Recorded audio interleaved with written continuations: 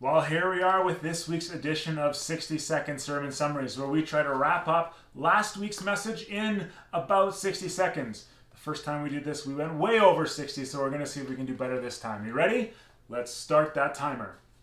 This past Sunday, we were in John 8, verses 1 to 11, where we saw the interaction between Jesus, the crowds, and the Pharisees who brought to Jesus this woman caught in adultery. And one of the key things we looked at in this section was just how Jesus dealt with these religious leaders trying to trap him, and they were ultimately trying to kill him and get rid of him because of the sin in their lives. We saw that relationship, and we saw how Jesus dealt with this woman as well. We saw how his actions took the eyes of the crowd off the woman onto him and would have relieved her of shame.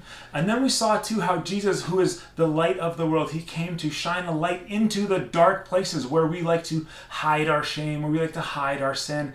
And we saw the two different reactions between the two groups. When he exposed the sin of the religious leaders and the crowd, they sort of slinked away, they left, they went off the scene, and we didn't hear from them again until this week they'll be back. They didn't want to deal with the sin. They didn't want to repent as Jesus was offering to them.